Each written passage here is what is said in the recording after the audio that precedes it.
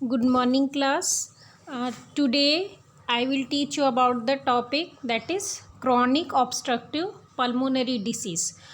सबसे पहले ये डिसीज़ पोर्शन स्टार्ट करने से पहले मैंने आपको रेस्पिरेटरी एग्जामिनेशन और रेस्पिरेटरी डायग्नोस्टिक टेस्ट दो चीज़ों की जो स्लाइड भेजी थी, आप लोग पहले उसको अच्छे से रिव्यू करेंगे, पढ़ेंगे, उसके बाद ही आपको ये जो डिसीज़ पोर्शन है वो समझ में आएगा।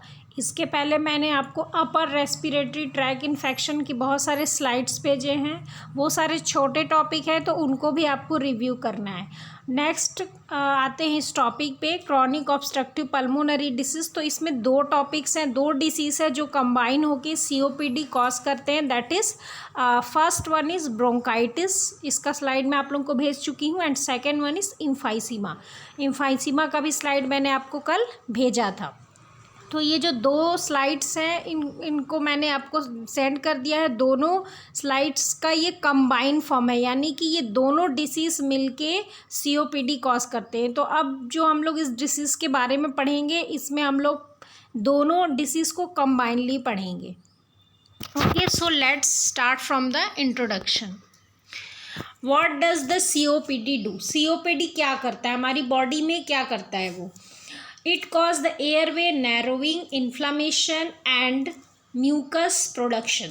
क्या करता है, हमारे जो एयरवेज हैं उनको नैरो यानी कि सकरा कर देता है, एंड इन्फ्लामेशन, जो हमारी जो एयरवे है, रेस्पिरेटरी ट्रैक है, वो इन्फ्लैम्ड हो जाती है, एंड म्यूकस प्रोडक्शन, और म्यूकस का प्रोडक्शन बहुत ही ज़्यादा होने लगता है। So this is the COPD. आप इस डायग्राम में देख सकते हैं लंग्स विद सीओपीडी। इसमें देखिए जैसे दिया हुआ है bronchitis, that is the inflamed airway. जो एयरवेज है वो इन्फ्लेम्ड हो गए हैं, जिसकी वजह से उनकी जो वॉल्स है वो सक्रिय हो गई है, and there is also increase mucus production, and there is collapsed air sac. मैंने आपको बताया कि इसमें दो चीज़ें होती है, ब्रोंकाइटिस एंड इम्फाइसीमा। दोनों डिसीज़ कंबाइनली मिल के सीओपीडी कॉज करते हैं। तो ब्रोंकाइटिस में क्या होता है, एयरवे जो है वो इन्फ्लैम्ड हो जाते हैं, और इम्फाइसीमा में क्या होता है, जो एल्वियोलाई होती है वो कोलैप्स हो जाती है। कोलैप्स होना मीन्स संकुचित हो जाती है, कॉन्ट्रैक्ट हो जाती है, कॉन्स्ट्रिक्ट हो जाती है। Chronic obstructive pulmonary disease is a chronic inflammatory lung disease that causes the obstructed airflow from the lungs.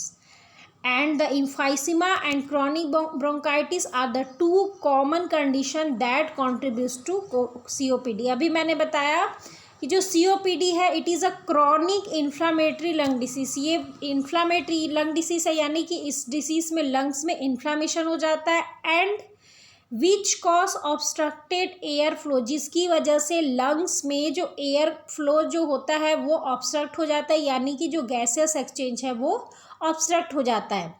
And the one important thing that is emphysema and chronic bronchitis are the condition that contribute to COPD. Emphysema और chronic bronchitis ये दो ऐसे condition हैं जो आपस में मिलकर combine होकर सीओपीडी कॉज करते हैं। So the chronic bronchitis, that is the inflammation of the bronchial tube. जो हमारी ब्रोंकाइस होती है उनमें इन्फ्लामेशन हो जाता है, that is the chronic bronchitis in which carry air from the air sac of the lungs, and it is characterized by the daily cough and mucus production. तो पहले आपको पेशेंट में क्या दिखेगा, ब्रोंकाइटिस के सिम्टम्स में आपको पेशेंट में दिखेगा कफ प्रोडक्शन बहुत ज़्यादा होगा, म्यूकस का प्रोडक्शन बहुत ज़्यादा होगा। क्यों म्यूकस का प्रोडक्शन ज़्यादा हो रहा है, क्योंकि यहाँ पे जो ब्रोंकियल वॉल्स है, जो रेस्पिरेटरी ट्रैक है, वो क्या हो गई है, इन्फ्लैम्ड हो गई है। Next one is emphysema. It is a condition in which the alveoli at the end of the smallest air passage of the lungs are destroyed. Second thing क्या हो रही है, यहाँ पे जो एल्वियोलाई है जहाँ पे कि गैसेस एक्सचेंज होता है वो डिस्ट्रॉय एंड डैमेज हो गई है because of the exposure to cigarette smoking और other irritating gases and particulate matter. किसी भी अदर कॉसेस की वजह से, जैसे अभी हम लोग आगे पढ़ेंगे, and mostly due to cigarette smoking की वजह से क्या होता है, जो हमारे गैसेस एक्सचेंज जो होते हैं एल्वियोलाई में, तो एल्वियोलाई यहाँ पे क्या हो जाती है, डैमेज हो जाती है, जिसकी वजह से प्रॉपर गैसियस एक्सचेंज नहीं हो पाता. So this is the overall cause of the COPD. तो यहाँ पे जैसे हम लोग डायग्राम में देख सकते हैं, bronchitis it is the inflammation of the inner lining of the bronchi. तो यहाँ पे क्या है, एक नॉर्मल ब्रोंकियल ट्यूब है और एक है ब्रोंकाइटिस. ब्रोंकाइटिस में क्या हुआ है, जैसे आप देख सकते हैं उसकी जो वॉल्स है वो बहुत ज़्यादा नैरो हो गई है, ब्रोंकियल वॉल, जिसकी वजह से म्यूकस का सिक्रीशन इंक्रीज हो गया है. Next is emphysema. It is a long term destruction of the lung over the time. यहाँ पे जैसे आप एल्वियोलाई देख सकते हैं, नॉर्मल एल्वियोलाई भी दिया हुआ है यहाँ पे डायग्राम में, एंड सेकंड में लिखा हुआ है डैमेज्ड एल्वियोलाई. डैमेज यानी कि यहाँ पे डिस्ट्रक्शन हो गया है. The lungs on COPD. इधर पे हेल्दी लंग्स दिया हुआ है एक साइड पे, अनदर साइड पे आप देखेंगे तो लंग्स विथ COPD. अब हम हेल्दी साइड पे देखते हैं. Bronchial tubes are clear and inflammation free. Normally अगर हम हेल्दी लंग को देखें तो इन्फ्लामेशन बिल्कुल नहीं रहेगा, ब्रोंकियल ट्यूब्स बिल्कुल क्लियर रहेंगी. अगर हम COPD वाले जो लंग्स हैं उनमें देखते हैं तो alveoli lose their elasticity and bronchial tubes become inflamed and narrow. Bronchial जो ट्यूब्स है वो क्या हो जाएंगी, इन्फ्लैम्ड हो जाएंगी, साथ ही साथ नैरो हो जाएंगी. नेक्स्ट देखते हैं हम alveoli air sac that expand and collapse with the each breath. Normally क्या होता है, जो एयर सैक जो एल्वियोलाई होते हैं, जब भी हम गैसेस एक्सचेंज हमारी बॉडी में होता है तो ईच टाइम वो क्या होते हैं, कोलैप्स भी होते हैं और एक्सपेंड होते हैं. इधर अगर हम देखते हैं lungs with COPD, in this the alveoli lose their elasticity and shape making it hard to exhale. Next one is oxygen moves through the air sac walls into the blood. Normally क्या होता है, healthy lungs में जो oxygen है वो move करता है through the air sac wall, यानी कि एल्वियोलाई से ब्लड में.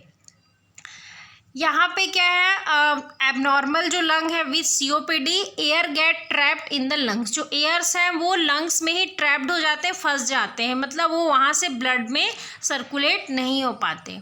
Next one is carbon dioxide moves into the air sac to be exhaled. ठीक है. अगर अनदर हम साइड में देखते हैं तो यहाँ पे क्या है, thick mucus form causing a chronic cough and block the airway. So ये एक कंपैरिजन है हेल्दी लंग और लंग विथ COPD में. Next we will talk about the causes. So first is infection. किसी भी पेशेंट को पहले से ही किसी भी तरह का रेस्पिरेटरी ट्रैक इन्फेक्शन है, already patient having any type of lung disease और any type of infection related to respiratory tract infection और रिलेटेड टू अनदर इन्फेक्शन, किसी और another body organ body system से रिलेटेड भी पेशेंट को infection है, उससे इन्फेक्शन फर्दर कॉज कर सकता है in the infection or inflammation of the airway and which cause the COPD. Next one is ageing. Ageing भी बहुत इंपॉर्टेंट एक कॉज है और एक रिस्क फैक्टर है. जैसे जैसे एज होती जाती है पर्सन की, उसके साथ साथ क्या होते हैं, जो उसके जो ब्रोंकियल वॉल्स रहते हैं, एल्वियोलाइज रहते हैं, उनकी जो कैपेसिटी है, किसकी कैपेसिटी, इलास्टिसिटी जो है उनकी, जब गैसेस एक्सचेंज होता है तो क्या होता है, उसमें जो एल्वियोलाइज होते हैं उनमें कॉन्स्ट्रिक्शन होता है और रिलैक्सेशन होता है. तो ये जो टोनिसिटी है, जो उनकी इलास्टिसिटी है, वो धीरे धीरे कम होने लगती है, which also cause the COPD. Another risk factor genetic. Sometime ये जेनेटिक भी हो सकता है due to any genetic mutation, and also there is decrease in a specific protein that is alpha one antitrypsin deficiency. ये जो अल्फा-1 एंटीट्रिप्सिन जो है वो क्या करता है, हमारे लंग्स को प्रोटेक्ट करने का काम करता है. अगर ये हमारी बॉडी में कम सीक्रेट हो रहा है, दैट मीन्स ये लंग्स को प्रॉपरली प्रोटेक्ट नहीं कर पा रहा है. तो जेनेटिक कॉज में मेनली यही होता है कि हमारी बॉडी में अल्फा-1 एंटीट्रिप्सिन जो प्रोटीन है उसकी डेफिशिएंसी यानी कि कमी हो जाती है, जिसकी वजह से जो लंग्स के टिश्यू है, लंग टिश्यू प्रॉपरली प्रोटेक्ट नहीं हो पाते. Next one is cigarette smoking. Cigarette smoking मैंने बताया था one of the most common factor among the COPD patient. Next one is occupational exposure. अभी जैसे मैंने लास्ट प्रीवियस स्लाइड में बताया कि स्मोकिंग और अदर ऐसे गैसेस इनहेल कर लेते हैं जो कि हमारी बॉडी के लिए हार्मफुल है, that also damage the lung tissue. Next one is air pollution, emphysema and chronic bronchitis, ये मैं दोनों अभी आप लोगों को एक्सप्लेन कर चुकी हूँ। Next cause is cigarette smoking and other irritants. In the vast majority of the people with COPD, the lung damage that lead to COPD, it is caused by the long-term cigarette smoking. जितने भी COPD के आप patient देखेंगे maximum वो cigarette smoking वाले होते हैं, उनकी हिस्ट्री होती है, वो स्मोकर्स होते हैं और इसकी वजह से क्या होता है, पेशेंट को COPD हो जाता है।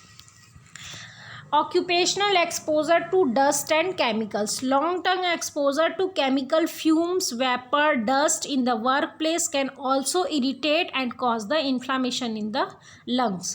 एंड लास्ट मैंने जो बताया अल्फ़ा-1 एंटीट्रिप्सिन डेफिशिएंसी, जैसे कि पेशेंट को नॉर्मली अगर हम हेल्दी पर्सन में देखते हैं तो ये जो अल्फ़ा-1 एंटीट्रिप्सिन है ये हमारे जो लंग्स है उनको प्रोटेक्ट करता है, लंग टिश्यू को प्रोटेक्ट करता है। लेकिन in patient with COPD there is deficiency of alpha one antitrypsin which cause क्या होगा यहाँ पे कि जो अल्फ़ा-1 एंटीट्रिप्सिन है वो अच्छे से लंग टिश्यू को प्रोटेक्ट नहीं कर पाएगा, जिसकी वजह से प्रॉपर प्रोटेक्शन नहीं होने की वजह से लंग टिश्यू ईजिली डैमेज और डिस्ट्रक्ट होना शुरू हो जाएंगे। Exposure to tobacco smoke, people with asthma, जैसे मैंने बताया कि पेशेंट को ऑलरेडी किसी भी तरह का लंग से रिलेटेड डिसीज़ है या already patient having any type of infection that also lead to the COPD।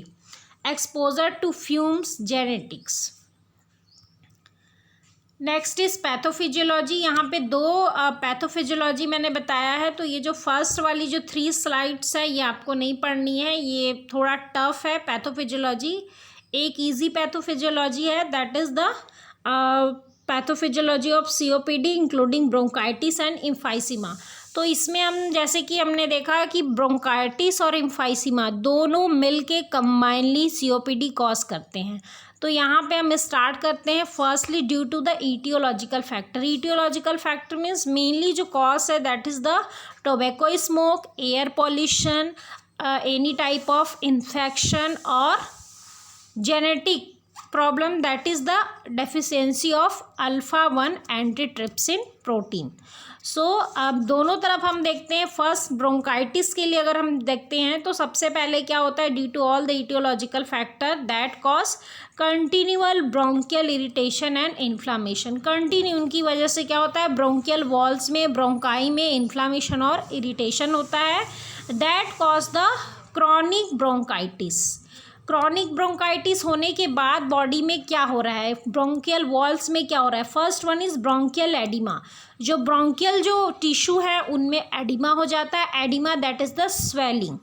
Next one is hyper secretion of mucus. जो ब्रोंकाई है वो बहुत ज़्यादा इन्फ्लेम्ड हो गई है, स्वेल्ड हो गई है, इसकी वजह से म्यूकस का सिक्रीशन ज़्यादा हो रहा है। Third one is chronic cough production, patient को बहुत ज़्यादा कफ प्रोडक्शन होगा। And last one is bronchospasm. Bronchospasm का मतलब यहाँ पे क्या है, कॉन्स्ट्रिक्शन हो गया है ब्रोंकाई में और वो रिलैक्स नहीं हो रही हैं। तो टोटल जो 4 थिंग्स है यहाँ पे हो रही हैं, in bronchial oedema, hyper secretion of mucus, chronic cough and bronchospasm. Another side में हम देखते हैं due to tobacco smoke, air pollution और due to decrease alpha one antitrypsin protein, it cause the break down of elastin in the connective tissue of the lung, जिसकी वजह से क्या हो रहा है, जो लंग टिश्यू है उसकी इलास्टिसिटी कम हो गई है या फिर ख़त्म हो गई है, that cause the emphysema. In emphysema there are 2 events. First one is destruction of the alveolar septa. Septa क्या किसको बोलते हैं, कोई भी इसकी कोई भी आप ऑर्गन का स्ट्रक्चर देखेंगे, स्ट्रक्चर के बीच में कोई भी टू जो हॉलोस ऑर्गन रहते हैं उनके बीच में जो वॉल होती है दैट इज़ द सेप्टा। जैसे कि अगर हम हार्ट का स्ट्रक्चर देखते हैं तो टू आर्ट्रियम के बीच में एक वॉल होती है एंड टू वेंट्रिकल्स के बीच में भी एक वॉल होती है। एक आर्ट्रियम और एक वेंट्रिकल्स के भी बीच में एक वॉल होती है। तो टू किसी भी हॉलो मस्कुलर ऑर्गन या हॉलो ऑर्गन यानी कि कोई भी बंद क्लोज जैसा ऑर्गन जैसा स्ट्रक्चर है उन दोनों को सेपरेट करने वाली जो वॉल होती है that is called the septum. तो यहाँ पे क्या हो रहा है, destruction of the alveolar septa and also there is airway instability. तो यहाँ पे ये दो चीज़ें हो रही है एम्फाइसीमा में, और इधर पे हमने देखा क्रॉनिक ब्रोंकाइटिस में क्या क्या इवेंट हो रहे हैं। बोथ दे आर कंबाइंड, दोनों कंबाइंड होते हैं and they cause the airway obstruction, air trapping, that means air trap in the lungs. Next one is dyspnoea, that is the breathing difficulty and frequent infection. तो ये चार चीज़ें combinedly हो रही है that further leads to abnormal ventilation perfusion ratio, hypoxaemia, hyperventilation and cor pulmonale. तो ये overall pathophysiology है सीओपीडी का। Next we will see the clinical features. So first one is chronic airflow limitation, second one is easily fatigue, patient बहुत आसानी से थक जाएगा, उसको थकान होगी। frequent respiratory infection यानी कि पेशेंट को बहुत जल्दी रेस्पिरेटरी ट्रैक से रिलेटेड इन्फेक्शन होंगे।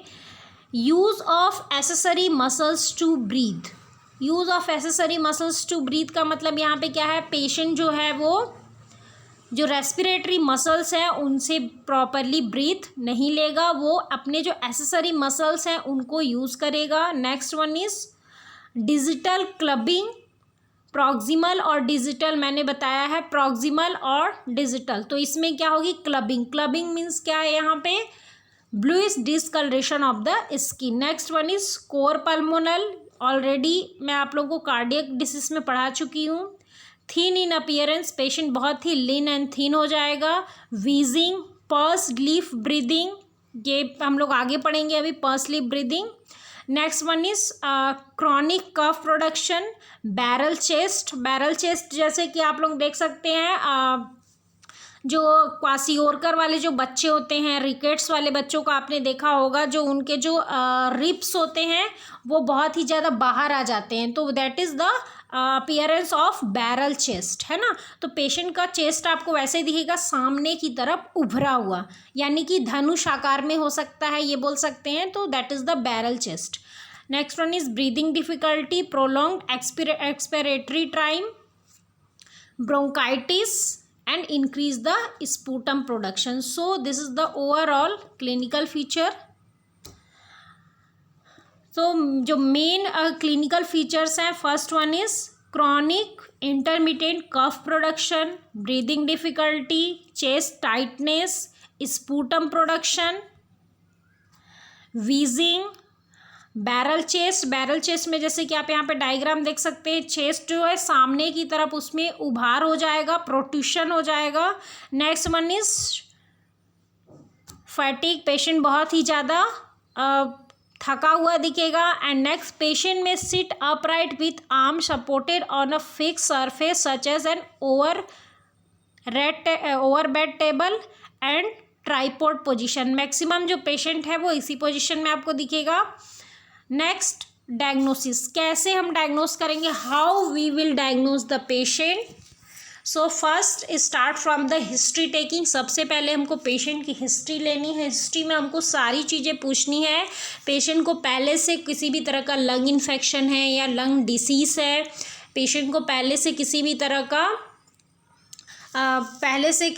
का लंग डिसीज़ है, किसी भी तरह का इन्फेक्शन है, अदर ऑर्गन सिस्टम से रिलेटेड इन्फेक्शन है क्या, then we will perform the physical examination. इसके बाद हम फिजिकल एग्जामिनेशन परफॉर्म करेंगे। फिजिकल एग्जामिनेशन में हम जितने भी हमने अभी क्लिनिकल फीचर्स चेक किए हैं, पढ़ा है, वो सारी चीज़ें हम देखेंगे। Then next come to the diagnostic test. इसके बाद हम अदर कुछ डायग्नोस्टिक टेस्ट करेंगे। So in this first one is lung function test, that is also called pulmonary function test. So this test measure the amount of air you can inhale and exhale and whether your lungs deliver enough oxygen to your blood. Lung function test में हम क्या check करते हैं, जो हमारा lungs है proper amount में जो गैसेस है उनको इनहेल कर रहा है और एक्सहेल कर रहा है या नहीं। Next one is during the most common test, that is called spirometry. You blow into a large tube connected to a small machine to measure how much air your lungs can hold and how fast you can blow the air out of the lungs. इसमें हम main एक test करते हैं spirometry test. इसमें हम देखते हैं कि कितना ज़्यादा जो एयर्स है वो हमारा लंग्स वन सिंगल टाइम में होल्ड कर सकता है और हम कितनी फास्टली हम एक्सहेल कर पा रहे हैं। Another test include the measurement of the lung volume. इसमें हम और क्या चीज़ चेक करते हैं, पल्मोनरी फंक्शन टेस्ट में लंग वॉल्यूम चेक करते हैं, डिफ्यूजिंग कैपेसिटी चेक करते हैं। Lung volume and lung capacity ये आप लोगों को एनाटॉमी एंड फिजियोलॉजी में रेस्पिरेटरी सिस्टम में आप लोग पढ़ेंगे, lung volume and lung capacity. तो ये सारी चीज़ें भी हम इसमें चेक करते हैं। 6 मिनट वॉक टेस्ट करते हैं and pulse oximetry. Next is CT scan that helps to detect the emphysema and also helps to determine if might benefit from the surgery for the COPD. ABG analysis, this measure how well the lungs are bringing the oxygen into the blood and removing the carbon dioxide. Next one is laboratory tests that are lab tests are not used to diagnose COPD but they may be used to determine the cause of the symptoms or rule out the another conditions. For example, lab tests may be used to determine if the patient having genetic cause like deficiency of alpha-1 antitrypsin or if patient having any type of infection. Chest X-ray, abnormal chest X-ray finding are usually not seen until COPD is severe. जब तक COPD जो है वो बहुत ज़्यादा severe stage में नहीं चला जाता, चेस्ट एक्सरे से हमको बहुत ज़्यादा यूज़फुल फाइंडिंग्स नहीं मिलेगी। क्या क्या चीज़ें हमको चेस्ट एक्सरे से हम क्या क्या चीज़ें डिटेक्ट कर सकते हैं। So first one is flattening of the diaphragm and the large muscles that separate the lungs and the heart from the abdominal cavity. Second thing क्या होगी, increase the size of the chest, barrel chest हो जाएगा patient का, और long narrow heart. Next one is abnormal air collection in the lungs. So this is the finding of the chest X ray in case of severe COPD.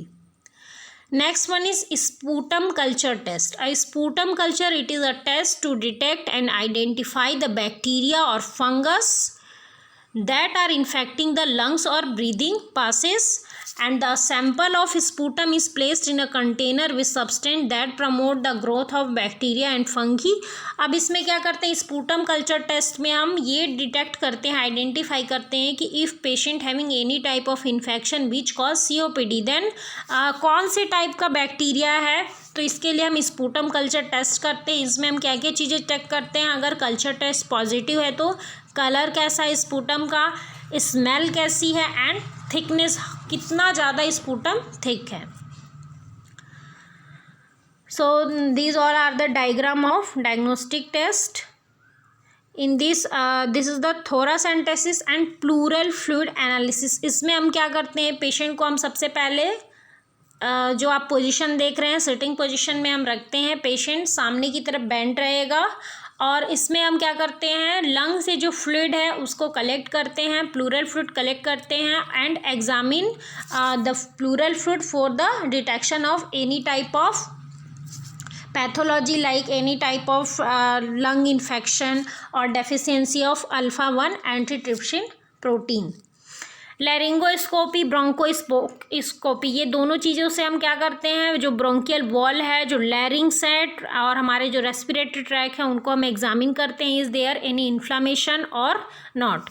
And next one is biopsy. If patient having lung cancer then we will send the sample of tissue for the biopsy.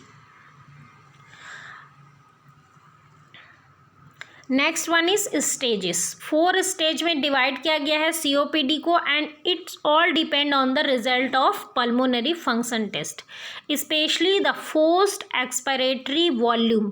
इसमें हम क्या check करते हैं, FEV यानी कि forced expiratory volume, that is the how much air one can exhale forcibly, मतलब कि एक बार में हम कितना ज़्यादा जो एयर है उसको फोर्सफुली एक्सेल यानी कि बाहर निकाल सकते हैं इन 1 second.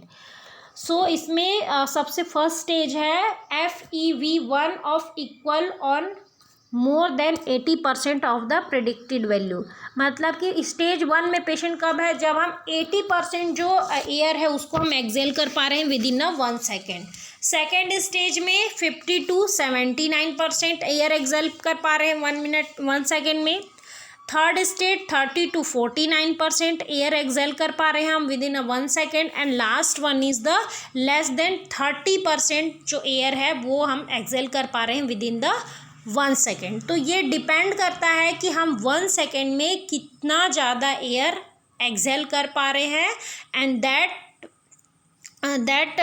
determine the stages of COPD. Next one is treatment.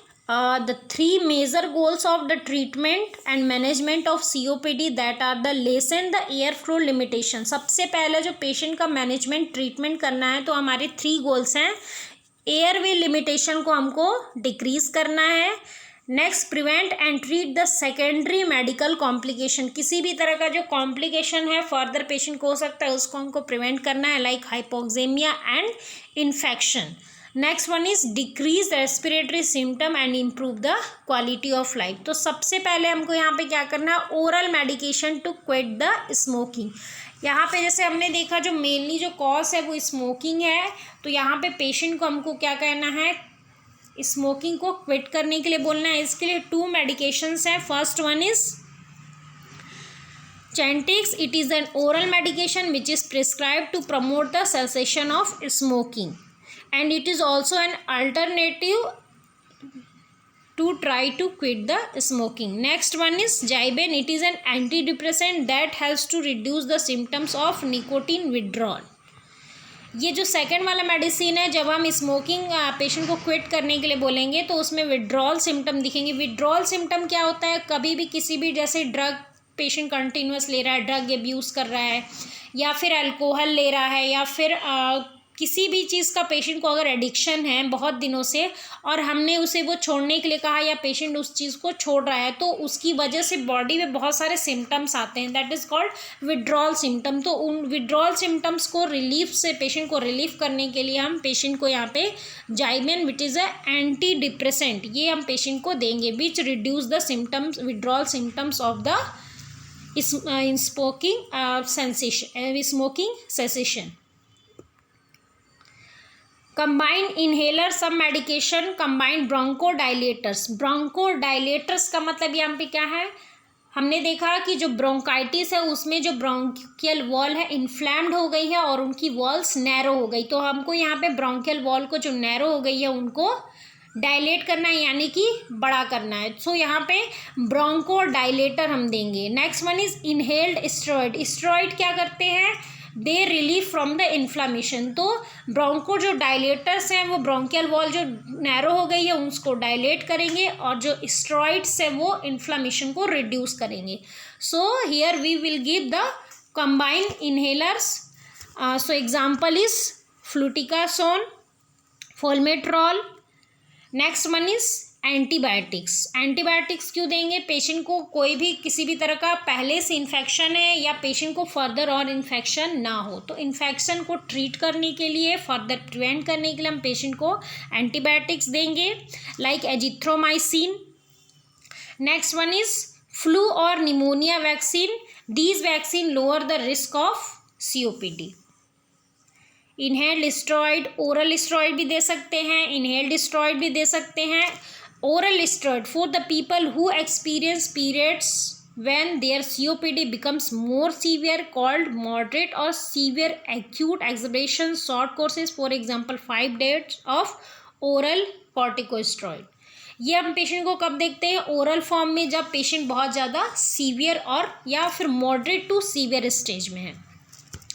Bronchodilators, example of bronchodilators short acting and long acting. यहाँ पे 2 क्लासिफिकेशंस हैं ब्रोंकोडायलेटर्स के। First one is short acting, for example albuterol, levalbuterol, and examples of long acting bronchodilators बहुत सारे हैं यहाँ पे, जैसे कि आप देख सकते हैं फॉर्मेट्रॉल, ट्राइट्रोपियम, साल्मेट्रॉल। तो ये एग्जांपल्स हैं short acting bronchodilators and long acting bronchodilators. ये डिपेंड करता है कि पेशेंट कौन से स्टेज में है, उसके अकॉर्डिंग हम पेशेंट को ब्रोंकोडायलेटर्स देते हैं।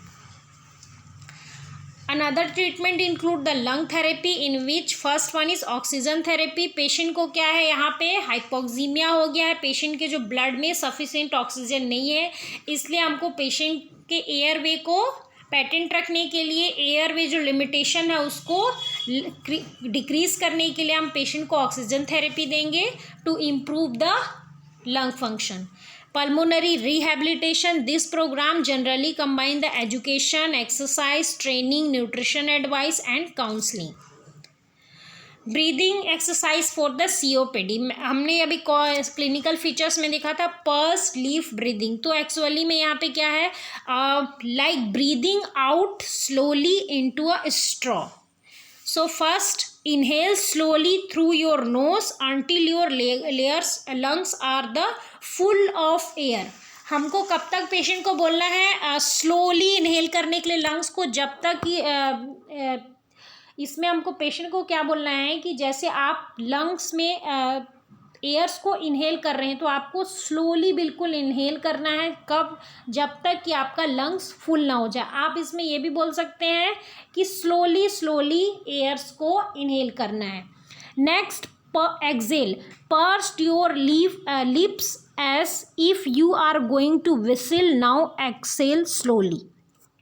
इनहेल भी स्लोली करना है। एक्सेल करते समय जैसे कि हम विस्लिंग करते हैं, यानी कि सीटी बजाने के समय जो हमारे माउथ का जो पोजीशन रहता है वैसा ही हमको अपने लिप्स का पोजीशन बनाना है और बिल्कुल स्लोली एक्सेल करना है। Purse lip breathing will help to control the breathing and the breathing rate and shortness of the breath, and it helps to get air into your lungs and get the energy which is required to breathe, and it also help you feel more in control, and it is easier for you to do the things for the daily activity. तो purse lip breathing में क्या करना है, slowly inhale करना है and slowly exhale भी slowly करना है। Diaphragmatic breathing, sit comfortably and relax your shoulder. सबसे पहले पेशेंट को हमको बोलना है कि बिल्कुल उनको रिलैक्स होना है, नॉर्मल कंफर्टेबल पोजीशन में बैठना है। Then put 1 hand on your abdomen, now inhale slowly through your nose. इसमें क्या करना है, पेशेंट को बोलना है कि अपना 1 जो हैंड है वो एब्डोमेन के ऊपर रखेंगे और स्लोली उनको इनहेल करना है। Then push in your abdominal muscles and breathe out using the purse lip breathing.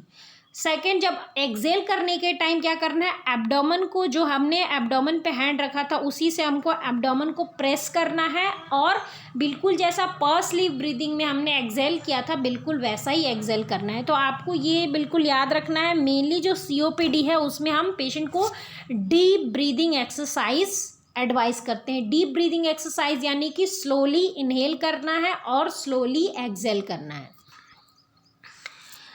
Next, patient को जैसे अभी मैंने बताया इनहेल्ड स्टेरॉइड भी देते हैं, तो हम पेशेंट को इनहेलर के बारे में बताते हैं कि पेशेंट को अगर इनहेल्ड फॉर्म में यानी कि गैसियस फॉर्म में अगर पेशेंट को लेना है, एरोसोल फॉर्म में अगर लेना है स्टेरॉइड, तो उसके लिए इनहेलर को कैसे यूज़ करना है। So first shake the medication. Inhaler जैसे आप देख रहे हैं इसमें सबसे पहले जो मेडिकेशन है उसको सेक करना है।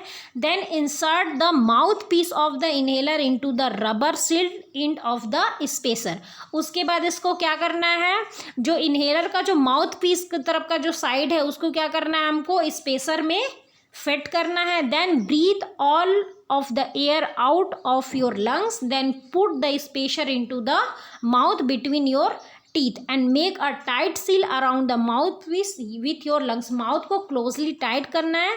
Then press the meter dose inhaler down once to release a spray of medication. This will be trapped in the spacer. Breathe in slowly and deeply. जैसे ही हम जो मीटर डोज है इनहेलर को press करेंगे, उससे जो मेडिकेशन है वो रिलीज होगा और वो हमारे जो एल्वियोलाई से उसमें जाके वो ट्रैप होगा. So at this time we will advise the patient to take the breath very slowly and deeply. Hold your breath for 5 to 10 seconds and then breathe out slowly. If you can't hold your breath, another method is to breathe in and out slowly for 3 to 5 minutes. 3 to 5 breaths. तो सबसे पहले हमको क्या करना है, patient को बोलना है कि आप जो इन्हेलर जिसमें मेडिसिन है आपका उसको सेक कीजिए. उसके बाद जो उसका जो माउथ पीस है, जिस तरफ का जो माउथ वाला पीस है उसको हम क्या करेंगे, जो रबर सील्ड जो यहाँ पे आपको दिख रहा है स्पेसर, उसके जो रबर वाला पोर्शन है उसमें हम फिट करेंगे. उसके बाद हमको क्या करना है, माउथ को क्लोजली टाइट करना है, देन प्रेस करना है मीटर डोज का, जिससे मेडिकेशन हमारे एल्वियोलाई में जाएगा. इस टाइम पे हमको क्या करना है, बहुत ही स्लोली ब्रीथ करना है. देन अपने ब्रीथ को हमको 5 to 10 सेकेंड के लिए होल्ड करना है. इसके बाद धीरे धीरे हमको एक्सेल करना है. अगर पेशेंट 5 to 10 सेकेंड होल्ड नहीं कर सकता है तो हमको उसको बोलना है कि आप 3 to 5 breaths continuously slowly inhale कीजिए और एक्सेल कीजिए. Surgical management, first one is lung volume reduction surgery. It is the removal of lung tissue that has been most damage by the tobacco smoking. This procedure is not done often. It is usually done on people who have severe emphysema and marked hyperinflation of the airway and air spaces. जैसे कि यहाँ पे नाम से ही clear है, lung volume reduction surgery, यानी कि यहाँ पे क्या है, लंग का हम वॉल्यूम क्या करते हैं, रिडक्ट कर देते हैं, रिड्यूस कर देते हैं. मतलब कि यहाँ पे क्या है, जो मैक्सिमम कौन से पेशेंट में होता है, जिनको बहुत ही ज़्यादा क्रॉनिक एम्फाइसीमा है, तो जितना भी पार्ट टोबैको स्मोकिंग की वजह से डैमेज हो गया, उस पार्ट को हम रिमूव कर देते हैं. Lung transplantation, it is a surgical therapy for the people with advanced lung disease. People with COPD are the largest single category of people who undergo the lung transplantation. Lung transplantation उसमें हम क्या करते हैं, अगर बहुत ज़्यादा severely damage हो गया है तो पेशेंट का जो हम लंग है वो इसमें क्या करते हैं, पेशेंट को हम अनदर लंग ट्रांसप्लांट कर देते हैं. Bullectomy, it is a surgery. It is a removal of the giant bullae, air-filled spaces usually located in the lung periphery that occupy the lung space, most often in people with emphysema that may occupy the 33% of the lung tissue, and it compress the adjacent lung tissue and reduce the blood flow and ventilation to the healthy tissue. So it is a surgical removal of a bulla, which is a dilated air space in the lung parenchyma which measure more than 1 centimeter. यहाँ पे क्या है, जो जितने भी alveoli है, अगर उनका ये जो एयर स्पेस है, अगर उनका साइज़ क्या हो गया है, 1 सेंटीमीटर से ज़्यादा बड़ा हो गया है, तो वो क्या कर रहे हैं, एयर स्पेस को ब्लॉक कर रहे हैं. तो हम ऐसे जो ऐसे स्पेस एयर स्पेसेस हैं जो कि बहुत डायलेट हो गए हैं, दैट इज़ कॉल्ड बुल्ला, उनको क्या करते हैं, हम रिमूव कर देते हैं. उसकी वजह से क्या है, जो एयर स्पेस है वो थोड़ा सा क्या हो जाएगा, उसका जो सरफेस एरिया है वो इंक्रीज़ हो जाएगा एंड गैसेस एक्सचेंज जो है वो थोड़ा सा पेशेंट का इम्प्रूव होगा. Ways to retain the lung function is stage 3 COPD. अभी हमने 4 स्टेजेस पढ़े हैं, तो पेशेंट अगर 3rd स्टेज में है, that is the moderate stage और सीवियर स्टेज. तो क्या क्या चीज़ें हैं जो हमको अपने लंग फंक्शन को रिटेन, यानी कि जो जितना हमारा फंक्शन है उस फंक्शन को बनाए रखने के लिए और ज़्यादा जो हमारे लंग का फंक्शन है डिमिनिश ना हो, उसके लिए हमको क्या क्या करना है. So first one is quit smoking. Smoking हमको क्विट करना है. Get your recommended vaccines. Use rescue inhaler to reduce the lung stress. Take medication. Work with a pulmonary rehabilitation specialist and eat well for the more energy. Nursing management of the patient with COPD. So first nursing diagnosis, that is ineffective breathing pattern related to chronic airway limitation as evidenced by increased respiratory rate. Second one is ineffective airway clearance related to bronchoconstriction, increased mucus production, increased cough, possible bronchial pulmonary infection as evidenced by chronic cough. Impaired gas exchange related to chronic pulmonary obstruction due to destruction of alveolar capillary membrane as evidenced by breathlessness. Fourth one is activity intolerance related to compromised pulmonary function resulting in shortness of breath and fatigue, skeletal muscle dysfunction as evidenced by decreased activity. Fifth one is risk for infection related to compromised pulmonary function, retained secretion and compromised defense mechanism.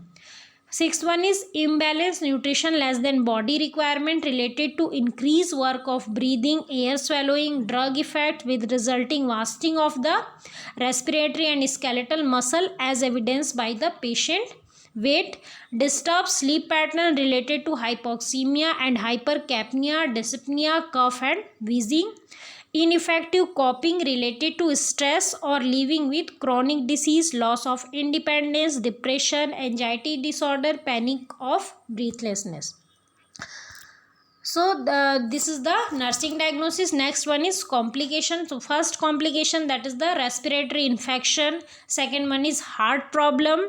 अगर sufficient oxygen supply नहीं होगी body में, that also affect the heart, क्योंकि सारे body organ से सभी को work करने के लिए प्रॉपर ऑक्सीजन चाहिए.